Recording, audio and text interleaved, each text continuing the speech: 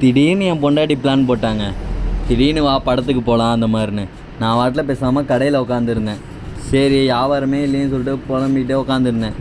திடீர்னு வா பிவிஆரில் டிக்கெட்டை போட்டு வா படத்துக்கு போகலான்னு அவசரமாக வெறும் 20 நிமிஷத்தில் படம் மூவியே போயிடுச்சுங்க. பாதி படம் அவசரமாக நாங்களும் ஓடி போனோம். ரொம்ப டைம் ஆயிடுச்சுங்க. லாஸ்ட்டில் நானும் எப்படியோ பிடிச்சி போனால் இங்கே பாருங்கள், தவளை உருண்டுகிட்டே போகுது பாருங்கள். நடக்க சொன்னால் லாஸ்ட்டில் படத்தில் உட்காந்தாச்சு. நாங்கள் லேட் ஆகிடுச்சுன்னு நினச்சோம். லாஸ்ட்டில் லேட்டானா அவளை இப்போ தான் படம் சூப்பராக இருந்துச்சுங்க. வேறு மாதிரி இருந்துச்சுங்க. சென்டிமெண்ட்டு எல்லாமே படத்தில் அழுவ வச்சிடுறாங்க. நான் கூட படம் நல்லா இருக்காதுன்னு நினச்சேன்.